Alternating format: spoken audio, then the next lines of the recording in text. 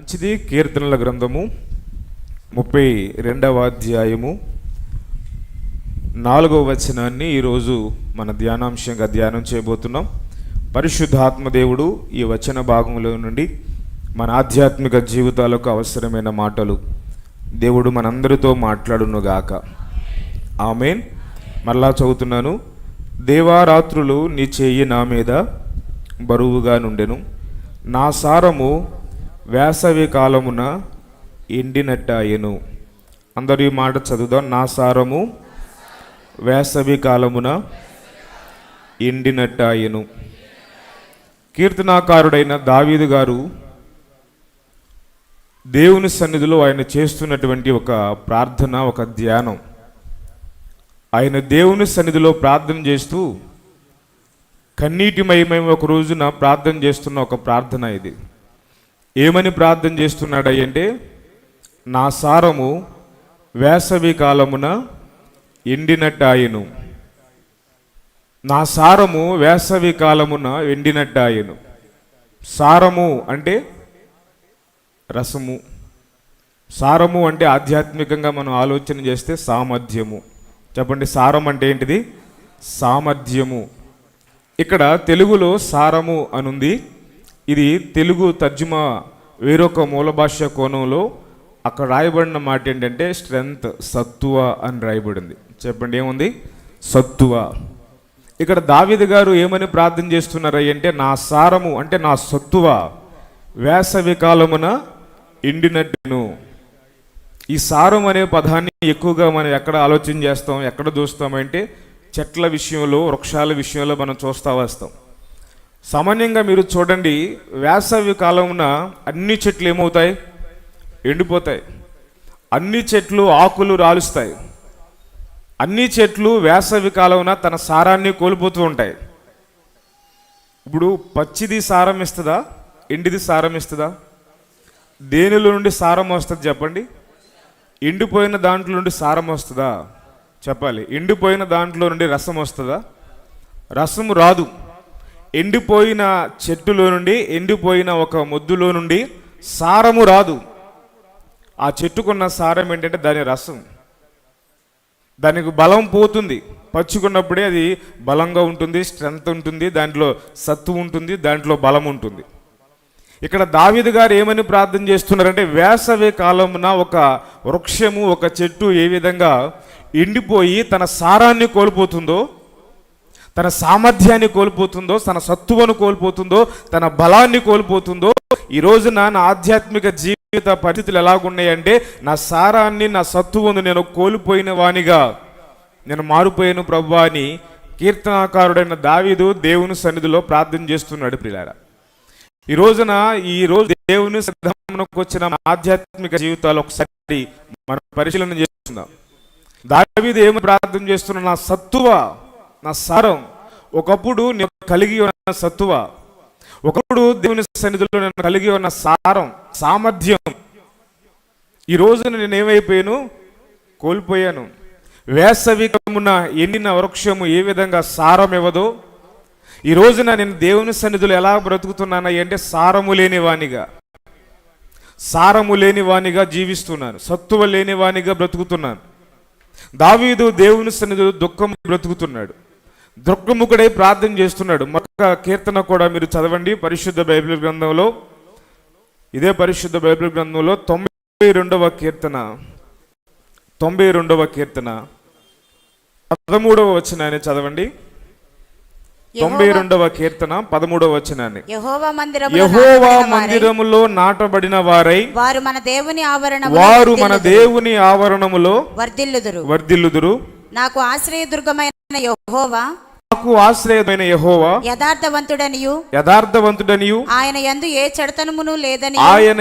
ఏ చెడుతనము లేదనియు ప్రసిద్ధి చేయుటకై వారు ముసలితనమందు, నోట్ చేసుకోండి, వారు ముసలితనమందు ఇంకను చిగురు పెట్టుచు సారము కలిగి పచ్చగా నుందురు.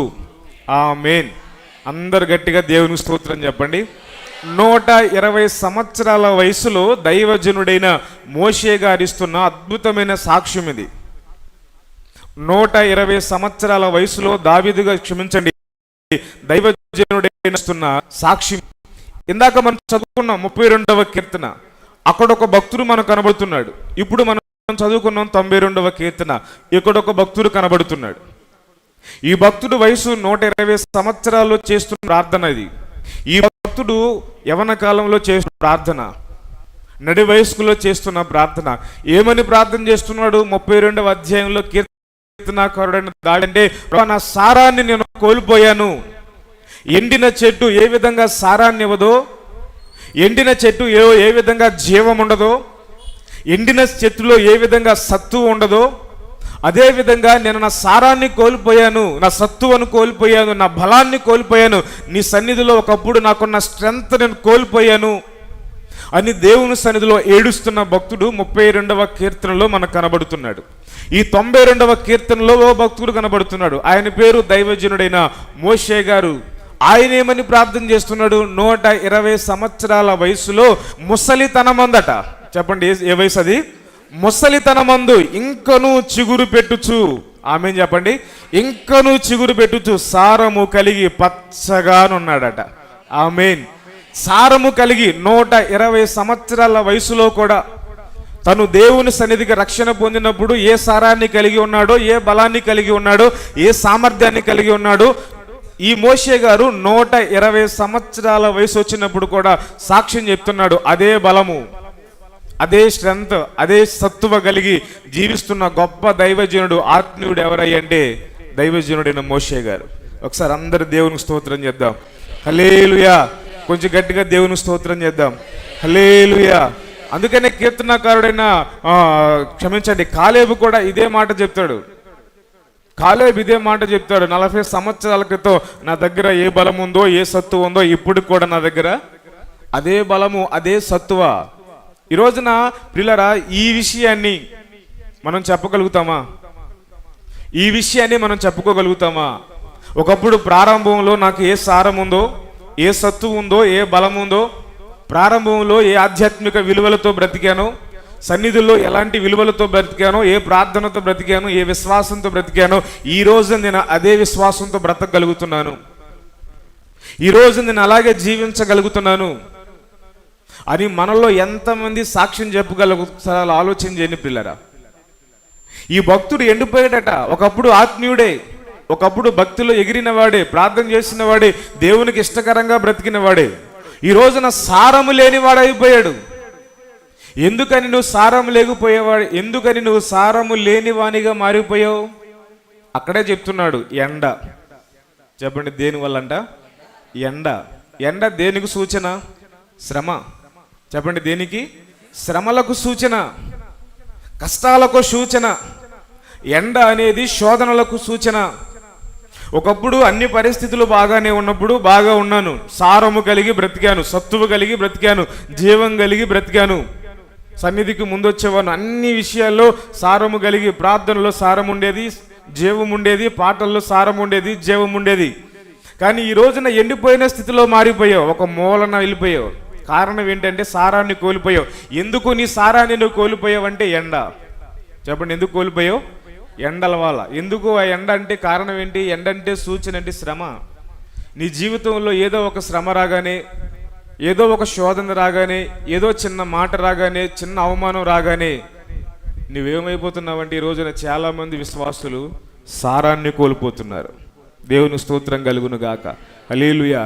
దేవుని వాగ్దానం ఏమై ఉందంటే, దేవుని సంకల్పం ఏమై ఉందంటే, మనము దేవుని సన్నిధిలో పచ్చని ఒలీవ మొక్కల వలె సారము కలిగి దేవుని కొరకు జీవించాలని దేవుని వాగ్దానం అయింది.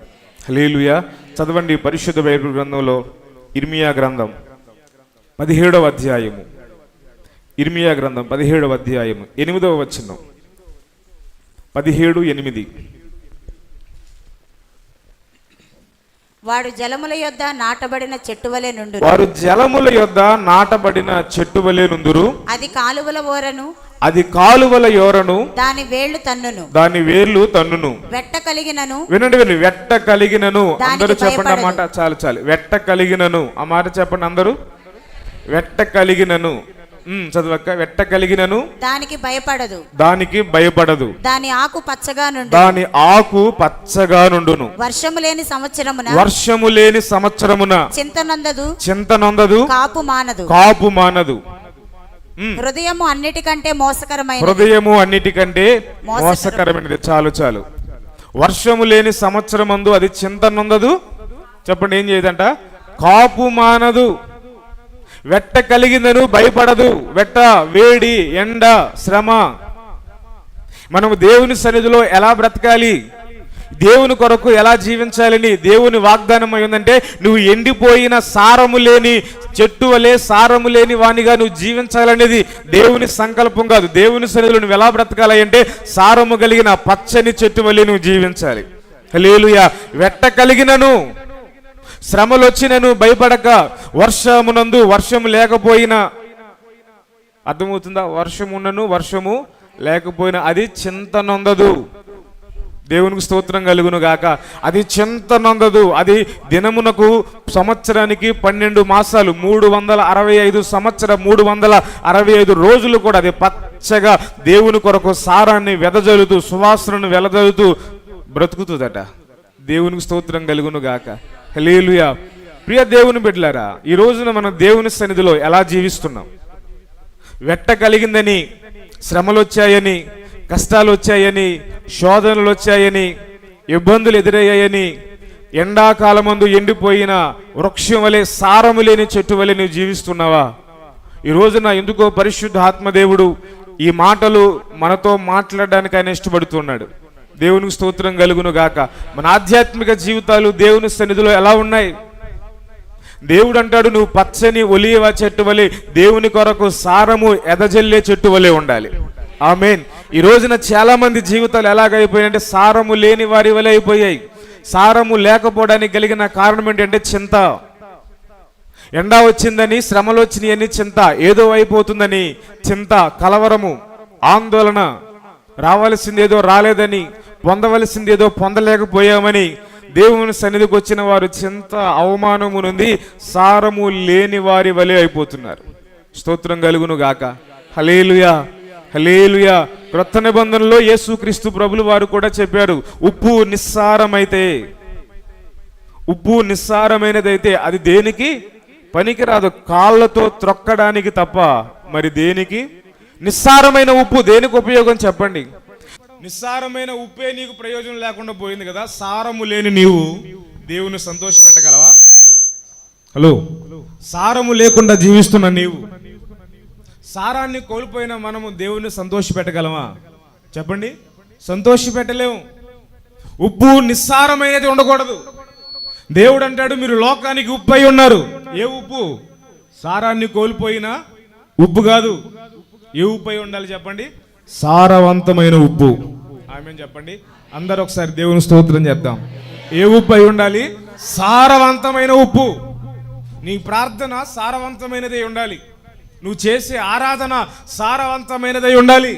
నువ్వు చేసే ప్రార్థన, నువ్వు చేసే విశ్వాసము, నీ భక్తి సారము లేనిదిగా ఉండకూడదు. ఆమేన్. సారము లేనిదిగా ఉండకూడదు. యోబు భక్తుడు అంటాడు కదా, చాలా మంది భక్తి చేస్తున్నారంట, కానీ ఆ భక్తిలో ఉన్న శక్తిని వారు గ్రహించలేకపోతున్నారు.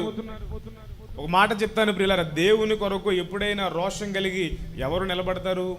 వాక్యం వినేవారు కాదు, వాక్యాన్ని జీవితంలో అవలంబించుకునేవారు దేవుని కొరకు భూమి మీద ఓ శక్తివంతమైన జీవితాన్ని చేయగలుగుతారు. దేవునికి స్తోత్రం కలుగును గాక. హల్లెలూయా.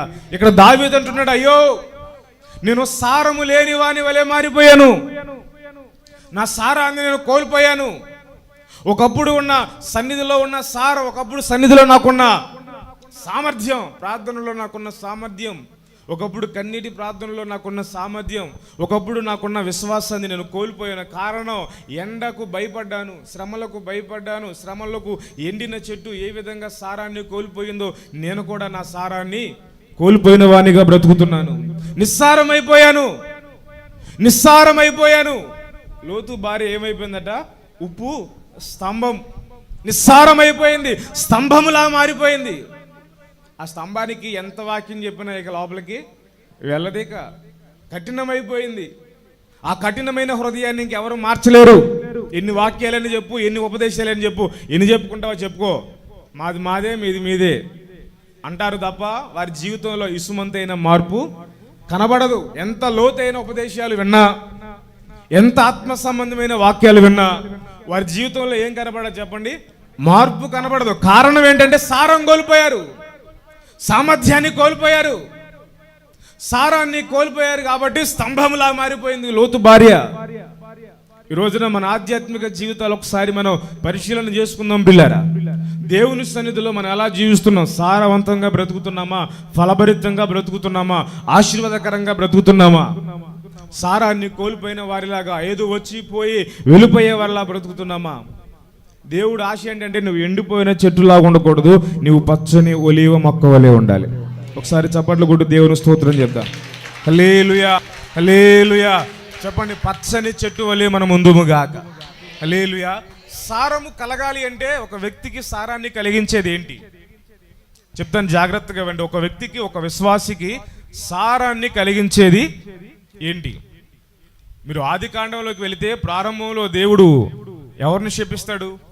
ఆదాము గారిని శపిస్తూ ఏమంటాడు? ఈ భూమి నీకు సారమును ఇవ్వదంటాడు ఆయన. చెప్పండి, ఏమంటాడు? ఈ భూమి నీకు సారాన్ని ఇవ్వదు. ఏశావును కూడా శపిస్తాడు యేసయ్య. యాకోబును ఆశీర్వదించాడు, ఏశావును శపించాడు.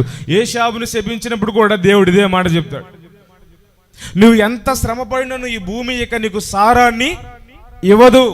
ఆకాశపు మంచు నీ కొరకు లేదు, భూమి తన సారాన్ని నీకు ఇవ్వదు. కయీనును కూడా దేవుడు శపిస్తాడు, నువ్వు బ్రతికినంత కాలం భూమి మీద దేశ దిమ్మరవే బ్రతుకుతావు, నువ్వు ఎంత కష్టపడిన భూమి తన సారము నీకు ఇవ్వదని మనం పరిశుద్ధ బైబిల్ గ్రంథంలో మనం చదువుతాం. యాకోబుని దేవుడు ఆశీర్వదిస్తాడు. ఎలా ఆశీర్వదిస్తాడు? నీ కొరకు ఆకాశపు మంచు దేవుడు కురిపించును గాక, భూమి తన సారమును నీకు కలుగు చేయును గాక అని తండ్రి తన కుమారుడైన యేషేబును ఆశీర్వదిస్తాడు. దేవునికి స్తోత్రం కలుగును గాక. హల్లెలూయా. ఒక విశ్వాసికి సారాన్ని కలిగించేది ఏంటంటే భూమి. చెప్పండి, ఏంటి చెప్పండి? భూమి. భూమి దేనికి సాదృశ్యంగా ఉందా అంటే సంఘానికి. చెప్పండి, దేనికి? చెప్పండి, చెప్పండి, దేనికి? సంఘానికి.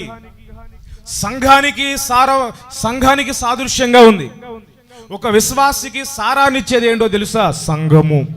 చెప్పండి, ఏంటి చెప్పండి? సంఘము. ఈ రోజున భూమి మీద రెండు రకాలైన సంఘాలు ఉన్నాయి. ఒకటి సారాన్నిచ్చే సంఘాలు, రెండు సారమును కలుగ చేయని సంఘాలు. రెండు సంఘాలు ఉన్నాయి. సారవంతమైన సంఘం ఒకటి ఉంది, సారము లేని సంఘాలు కొన్ని ఉన్నాయి. దేవుడే చెప్పాడు కదా, ఈ భూమి ఈ సంఘముని సారాన్ని ఇవ్వదు. దేవుడే చెప్పాడు కదా యేషేబును ఆశీర్వదిస్తూ, ఈ భూమి నీకు సారాన్ని కలుగ చేస్తుందని. దేవునికి మహిమ కలుగును గాక. హల్లెలూయా. సంఘము ఒక విశ్వాసికి ఏం కలుగు చేస్తుంది చెప్పండి? సారము కలుగు చేస్తుంది. దేవునికి మహిమ కలుగును గాక. అది ఏ సంఘం అయి ఉండాలి అంటే అపోస్తుల సిద్ధాంతం మీద కట్టబడిన సంఘం అయి ఉండాలి. ఈ రోజున ఆచారాలతో నడిపించబడే సంఘాలు చాలా ఉన్నాయి. సంఘాలు సారము లేని సంఘాలు, చవి సారము లేని సంఘాలు ఈ రోజున భూమి మీద కోట్ల కొలదిగా ఉన్నాయి. అయితే నీవు ఎంచుకోవలసింది, నువ్వు దేవుని కొరకు సారవంతమైన జీవితాన్ని చేయాలి, దేవుని మహిమ కొరకైన ఒక జీవితాన్ని చేయాలి, భూమి మీద దేవుని కొరకు ఒక శక్తివంతమైన జీవితాన్ని నువ్వు చేయాలి అంటే నువ్వు ఒక సారవంతమైన సంఘాన్ని ఎన్నుకోవాలి. దేవునికి స్తోత్రం కలుగును గాక. ఒక విశ్వాసికి సారాన్ని ఇచ్చేది ఒకటి సంఘము. రెండవది కూడా చెప్తాను, చదవండి ఒకసారి పరిశుద్ధ బైబిల్ గ్రంథంలో సంఖ్యాకాండం చదవండి. సంఖ్యాకాండం 2వ అధ్యాయం 21వ అధ్యాయం, 2 కాదు 21వ అధ్యాయం, 21వ అధ్యాయము 5వ వచనం చదవండి. కాగా ప్రజలు దేవునికిను మోషేకును విరోధముగా మాట్లాడి ఈ అరణ్యములో చచ్చుటకు ఐగుప్తులో నుండి మీరు మమ్మల్ని ఎందుకు రప్పించితిరి? ఇక్కడ ఆహారము లేదు, నీళ్లు లేవు, చవి సారములు లేని ఈ అన్నము మాకు అసహ్యమైనదని. చాలు. చవి సారము లేని ఆహారం అట. చెప్పండి, చెప్పండి, ఏంటిదట? హలో. ఒకటి భూమి, సత్తువ. మనం ఎన్నుకునే భూమి ఏదై ఉండాలి? సారవంతమైనదై ఉండాలి. ఆమేన్ చెప్పండి. ఒక చెట్టు బహుగా ఫలించాలి అంటే ఎక్కడ నాటబడాలి? అది సారవంతమైన భూమిలో నాటబడాలి. Yes are no? రాళ్ళు, రప్పలు, ముండ్ల పొదలు ఇవి కలిగిన ఒక స్థలంలో ఒక విత్తనాన్ని వేసామనుకోండి, అది ఫలిస్తుందా? యేసయ్య చెప్పాడు కదా క్రొత్త నిబంధనలో ఉపమానం, కొన్ని విత్తనాలట రాళ్ళ మధ్యలో పడ్డాయట, కొన్ని విత్తనాలు త్రోవ పక్కన పడ్డాయట, కొన్ని విత్తనాలు ముండ్ల పొదల్లో పడ్డాయంట, మరికొన్ని విత్తనాలు మంచి నేలన సారము కలిగిన చోట పడ్డాయట. సారము కలిగిన చోట పడిన విత్తనమేమో 30 60 100 ఫలించింది. ముండ్ల పొదల్లో పడిన విత్తనమేమో అనగార్చబడింది, ఎదిగింది, ఏదో కాస్త ఎదిగింది, కొంచెం ఎదిగింది, తర్వాత ముండ్లు వాటిని ఏం చేశాయి? అణుచివేశాయట. మన్ను లేని చోట కొన్ని విత్తనాలు పడ్డాయి, ఫలించింది, క్షమించండి, ఎదిగింది, ఆ విత్తనం కూడా మొలిచింది. కానీ కిందంతా ఏముంది? సారవంతమైన నేల లేదు, కిందంతా రాయి, వేరు లోతుగా తనడానికి దానికి అవకాశం లేదు. కాబట్టి వేరు లేనందున ఆ చెట్టు ఏమైపోయింది? ఆ మొక్క ఏమైపోయింది? ఎండిపోయింది. అయితే మరికొన్నట మంచి నేలన సారవంతమైన చోట పడ్డాయి. ఆ సారవంతమైన చోట పడిన చోట ఆ విత్తనం ఏంటంటే 30 100 60 అది దేవుని కొరకు ఫలిస్తూ వచ్చింది. హల్లెలూయా, హల్లెలూయా. అందుకనే యెషయా గ్రంథంలో చదువుతాడు కదా, నా ప్రియునికి ఒక ద్రాక్ష తోట ఉండెను, నా ప్రియునికి ఒక ద్రాక్ష తోట ఉండెను, దానిని ఆయన బాగుగా త్రవ్వాడు, అందులో ఉన్న రాళ్ళు వేరాడు, ఆ భూమిని గొల్ల చేశాడు, సేద్యానికి అనువుగా ఆ భూమిని గొల్ల చేశాడు, ఆ భూమిలో ఉన్న రాళ్ళు వేరాడు, ఆ భూమిలో ఉన్న మెట్టలన్నీ వేరాడు, ఆ భూమిలో ఉన్న ముండ్ల పొదలన్నీ తీసి పారేశాడు, దాన్ని సేద్యపరిచాడు, దాన్ని దున్నాడు, రక్తము కాచునంతగా దాని కొరకు ప్రయాసపడి ఓ సారవంతమైన భూమి నా ప్రియుడు ఏర్పాటు చేశాడు. ఆ సారవంతమైన భూమి అపోస్తుల ఉపదేశం మీద కట్టబడిన సంఘం. దేవునికి స్తోత్రం కలుగును గాక. అక్కడ ఎవరైతే నాటబడతారో, ఆచార సాంప్రదాయ బద్ధమైన సంఘాల్లో నాటబడిన వారు దేవుని కొరకు ఫలించలేరు. ఆచారాలతో కట్టబడిన సంఘాలు దేవుని కొరకు పుష్పించలేవు, దేవుని సంతోషపెట్టలేవు. ఆచార సంబంధమైన వాటి మీద కాకుండా సారవంతమైన భూమి మీద ఎవరైతే నాటుకుంటారో, ఎవరైతే తన్ను ఆ భూమిలో నాటుకుంటారో వారు దేవుని కొరకు 30 రండి 60 మూడవది ఏంటి? 100 ఫలిస్తారు. దేవునికి స్తోత్రం కలుగును గాక. రెండో మాట చూడండి, ఇక్కడ ఇశ్రాయేలు ప్రజలు ఏమంటారు? చవి సారము లేని ఆహారము. ఆహారం అంటే దేనికి సూచన? వాక్యముకే కదా. ఆ వాక్యములో ఏమీ లేదట, చవి సారము లేదు. ఉప్పు లేని భోజనం మీకు పెడతాను, తింటారా? హలో, పెడతారా? తింటారా? తింటావన్నా? అక్క ఒకసారి ఉప్పు అసలు ఏమేమకు వేనన్నీ పెట్టు. ఎంత స్పీడ్గా పెట్టావో అంత స్పీడ్గా రివర్స్లో నీ మీదకి వస్తుంది. అవునా కాదా? ఏమనుకుంటున్నావు? నేను పేషెంట్ అనుకుంటున్నావా? అవునా కాదా? హలో, దేవునికి స్తోత్రం కలుగును గాక. ఉప్పు లేకుండా, కారం లేకుండా ఉత్తిగా నీళ్ళు పెట్టి పొయ్యి మీద నీళ్లు పోసి పొయ్యి మీద పెట్టి ఒకసారి వంట వండి పెట్టు చూడండి, రియాక్షన్ ఏంటో తెలుస్తుంది. హల్లెలూయా, దేవునికి స్తోత్రం కలుగును గాక. చవి సారము లేని ఆహారం. ఆహారం అనేది వాక్యానికి సూచన, ఉపదేశానికి సూచన. ఆహారము ఒక వ్యక్తికి ఏం కలుగు చేస్తుంది అంటే సారాన్ని, ఒక వ్యక్తికి బలాన్ని కలుగు చేసేది ఆహారం, భోజనమే, అన్నము. మనం మంచిగా సారము కలిగి బలంతో బ్రతకాలి అంటే ఏం తినాలి? మంచి భోజనం చేయాలి, అన్ని ఈక్వల్ క్వాలిటీలో ఉన్నవి చేయాలి, ఈక్వల్ క్వాలిటీలో ఉన్న ఆహారాన్ని తినాలి. ఉప్పు సమపాల్లో ఉండాలి, కారము సమపాల్లో ఉండాలి. అసలు నాకు ఉప్పే వద్దు, కారం వద్దు, ఉప్పు వేసుకు తింటానన్నారు ఉన్నారా? మరి కొన్ని సంఘాలు అసలు కారమే ఉండదే, గద్దింపు మాటలే ఉండవు. ఓలి దేవుడిని దీవించుగాక, దేవుడు నిన్ను ఆశీర్వదించుగాక, దేవుడు నిన్ను అది చేయుగాక, ఇది చేయ, ఇదే చెప్పాడా దేవుడు? కారం లేకుండా తింటావా భోజనం? తల్లి తింటారమ్మా? దేవునికి స్తోత్రం కలుగును గాక. కార రుచిగా ఉండాలి అంటే, నీకు శక్తినివ్వాలి అంటే చెప్పండి, శరీరానికి కారము తగలాలి, శరీరానికి ఉప్పు తగలాలి. ఆమెన్ చెప్పండి. ఉప్పు తగలాలి, కారము కూడా తగలాలి. అన్ని సమపాల్లో ఉంటే ఆ కూర, ఆ భోజనం మనకి ఏమిస్తుంది? సారాన్ని ఇస్తుంది. మీరు లింక్ అవ్వాలి ప్రసంగానికి. ఇప్పుడు మన ప్రసంగం ఏంటి ఈరోజు? సారం. ఆమెన్ చెప్పండి. ఏంటిది మన ప్రసంగం పేరేంటి? సారం. దీనికి కనెక్ట్ అవ్వాలి. ఇప్పుడు అన్ని సమపాల్లో ఉన్న ఆహారం మనకి ఏమిస్తుంది? సారాన్ని ఇస్తుంది. ఆమేన్ చెప్పండి. హల్లెలూయా. ఇక్కడ వీళ్ళు అంటున్నారు చవి సారము లేని భోజనం. ఈ రోజున చాలా సంఘాల్లో చవి సారము లేని దేవుడు ఎట్టుపోళ్ళు దీవించుగాక. అపోస్తులు ఒక స్వస్థతలే చేయలేదు. అపోస్తులు వాక్యాన్ని ప్రకటిస్తుంటే గుండెల్లో గుచ్చుకునేవట. ఆమేన్ చెప్పండి. లోతుగా గుండెల్లో గుచ్చుకుని ఏడ్చి గుండెలో బాదుకుంటా పశ్చాత్తాపడేవారట. వారి మాటలు బైబిల్లో ఏమని అంటే గండరి గొడ్డల వలె ఉన్నాయట. చెప్పండి ఎలా ఉన్నాయి? గండరి గొడ్డల వలె ఉన్నాయట. అపోస్తులు నీడబడితే అద్భుతాలు జరిగాయి. వారి చేతులేస్తే స్వస్థత కార్యాలు జరిగాయి. అద్భుతాల మీద మాత్రమే వాళ్ళు సంఘాన్ని కట్టలేదు. వాళ్ళు ప్రకటిస్తుంటే గుండెలు బ్రద్దలైపోయాయి. వాళ్ళు ప్రకటిస్తున్నప్పుడు గొడ్డలితో గుండెలు నరికినట్లుగా ఉండే అంత కఠినమైన బోధలు కూడా. మూర్ఖులారా, వక్రచిత్తులారా, దౌర్భాగ్యులారా, దుష్టుల ఉన్నాయా లేవా? అపోస్తులు పలికారా లేదా? కానీ ఈ రోజున సంఘాల్లో చవి సారము లేని ఆహారం. రెండో పాయింట్ చెప్తున్నాను. ఆహారము, వాక్యము, అపోస్తుల సిద్ధాంతం మీద కట్టబడిన, అపోస్తుల సిద్ధాంతం ద్వారా ప్రకటించబడుతున్న ఆహారము ఒక విశ్వాసికి సారాన్ని కలుగు చేస్తాయి. హల్లెలూయా. అపోస్తుల సంఘము. 2 అపోస్తుల బోధ. చెప్పండి. 1 అపోస్తుల సంఘము, 2 అపోస్తుల బోధ. ఒక విశ్వాసికి ఏం కలుగు చేస్తాయి చెప్పండి? సారాన్ని కలుగు చేస్తాయి. దేవునికి మహిమ కలుగును గాక. హల్లెలూయా. ఉపదేశము నీకు సారాన్ని కలుగు చేస్తుంది. ఉపదేశము మనకు సత్తువను కలుగు చేస్తుంది. ఫలించడానికి, ఎదగడానికి, క్రీస్తు కొరకు నిలబడడానికి, క్రీస్తును సంతోషపెట్టడానికి, అసహ్యమైన అపవిత్రమైన ఈ లోకంలో పరిశుద్ధత కలిగి దేవుని కొరకు నిలబడడానికి, సారము కలిగి దేవుని కొరకు నిలబడడానికి అపోస్తుల బోధ మనకు సారాన్ని కలుగు చేస్తుంది. దేవునికి స్తోత్రం కలుగును గాక.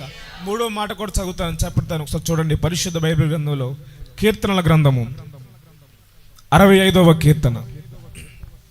65వ కీర్తన షార్ప్ పెట్టు, కొంచెం బేసిక్ పోయింది. 65వ కీర్తన 10-11 వచనాలు చదవండి. దాని దుక్కులను విస్తారమైన నీళ్లతో తడిపి దాని గనిమలను చదును చేయుచున్నావు. వానజల్లుల చేత దానిని పదును చేయుచున్నావు. అది మొలకెత్తగా నీవు దాన్ని ఆశీర్వదించుచున్నావు. సంవత్సరమును నీ దయా కిరీటము ధరింపచేయుచున్నావు. నీ జాడలు సారము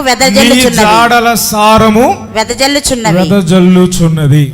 ఆమేన్ చెప్పండి. నీ జాడలు సారమునివ్వాలి. ఆమేన్ చెప్పండి. 1 అపోస్తుల సహవాసము ఒక విశ్వాసికి ఏమిస్తుంది? సారమును కలుగు చేస్తుంది. 2 అపోస్తుల బోధ ఏం కలుగు చేస్తుంది? సారాన్ని కలుగు చేస్తుంది. 3 అపోస్తులతో సహవాసము నీకు సారాన్ని కలుగు చేస్తుంది. గట్టిగా దేవుని స్తోత్రం చెప్పండి. అపోస్తుల సహవాసం మనకి ఏం కలుగు చేస్తుంది చెప్పండి? సారాన్ని కలుగు చేస్తుంది.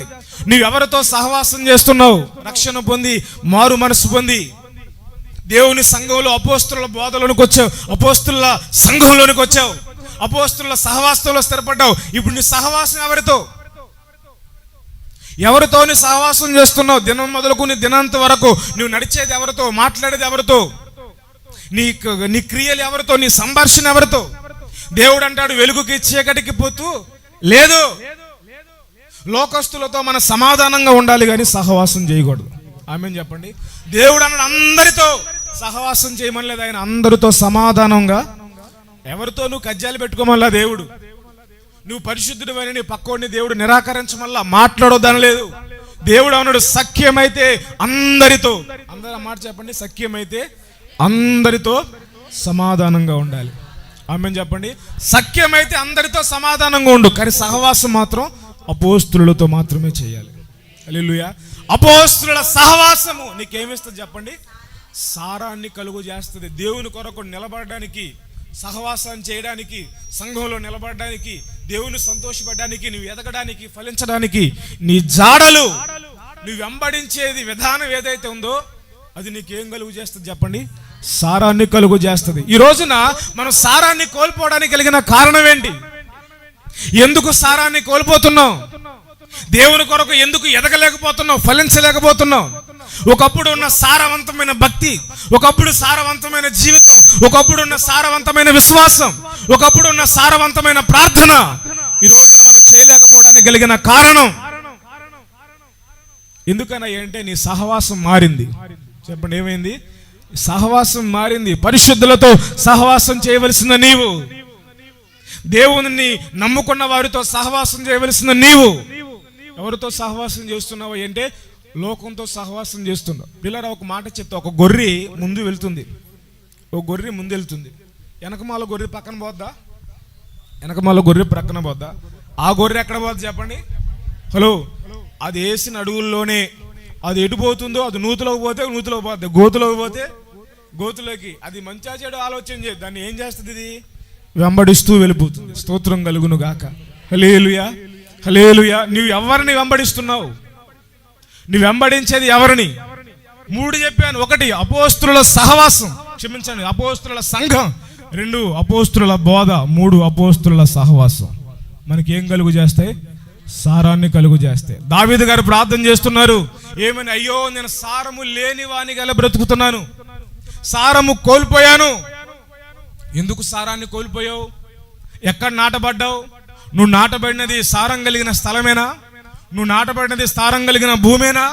విత్తనం మంచిదే, కానీ అది నాటబడిన స్థలం ఏంటిది? సారము లేని చోటు, మెట్టబేరలు కలిగిన చోటు, సేద్యపరచని భూమిలో నాటబడ్డావు. కాబట్టి నువ్వు దేవుని కొరకు ఫలించలేవు, ఎదజాలలేవు, దేవుని కొరకు పుష్పించలేవు, దేవుని కొరకు ఫలాలు ఫలించలేవు, దేవుని సంతోష పెట్టలేవు. విత్తనం బాగుండాలి, 2 భూమి బాగుండాలి, 3 సహవాసం.